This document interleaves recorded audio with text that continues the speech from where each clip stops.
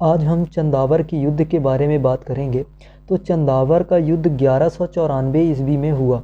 यह मुख्य रूप से मोहम्मद गौरी और कन्नौज के गढ़वाल वंशी शासक जयचंद्र के बीच हुआ था। चंदावर कन्नौज और इटावा का प्रमुख यमुना नदी के किनारे स्थित है।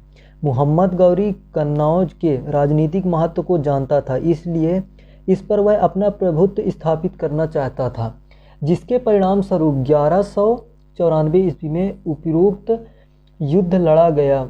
गढ़वाल वंशी शासक जयचंद्र ने उत्तर भारत के प्रभुत्व के लिए पृथ्वीराज के विरुद्ध संघर्ष किया था और तुर्कों के आक्रमण के समय उसने पृथ्वीराज का साथ नहीं दिया था। इस कारण किसी शासक ने इस युद्ध के जयचंद्र का साथ नहीं दिया। युद्ध में प्रथम दौर में तो जयचंद्र का पलड़ा भारी रहा, किंतु जैसे ही कुतुबुद्दीन का एक तीर अपने हाथी पर सवार सेना के नेतृत्व करते हुए जयचंद्र की आंख में लगा, वह नीचे गिर गया और अंततः मर गया। इस प्रकार इस युद्ध में भी मोहम्मद गौरी विजयी रहा। इसके बाद कुछ वर्षों के लिए गौरी के मध्य एशिया में तुर्कों के साथ युद्ध करने हेतु वापस गजनी जाना पड़ा। इसके पूर्व दिल्ली के निकट इंद्रप्रस्थ के गौरी ने अपना एक सैनिक केंद्र स्थापित करके वहां एक सेना रखी और अपने एक गुलाम प्रतिनिधित्व एवक को वहां नियुक्त कर भारत से प्रस्थान कर गया। जब एवक अपने विजय अभियानों में व्यस्त था, उनके एक सेनापति मोहम्मद बिन बख्तियार खिलजी ने बिहार और बंगाल की विजय योजना बनाई। उसी ने नालंदा व विक्रमशिला विश्वविद्यालय का विनाश किया।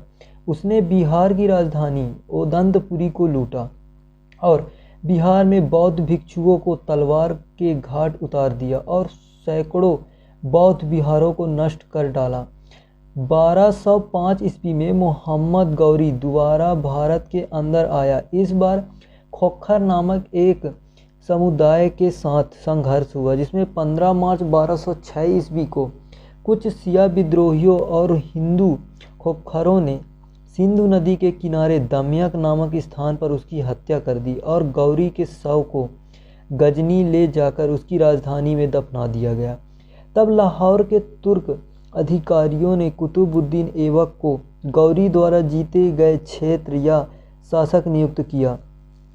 कुतुबुद्दीन ऐबक ने एक नए वंश गुलाम वंश की स्थापना की, साथ ही अपने शासन की शुरुआत की और इसी के साथ ही दिल्ली सल्तनत का इतिहास प्रारंभ हो जाता है।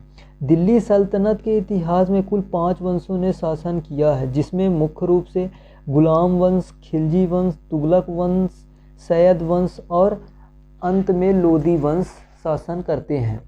अब अगर मोहम्मद गौरी के सिक्के की बात करें तो मोहम्मद गौरी के कुछ सिक्के भी प्राप्त हुए हैं, जिनके एक ओर शिव के बैल की आकृति व देवनागरी लिपि में पृथ्वीराज लिखा है, जबकि दूसरी ओर घोड़े की आकृति और मोहम्मद बिन शाम लिखा है।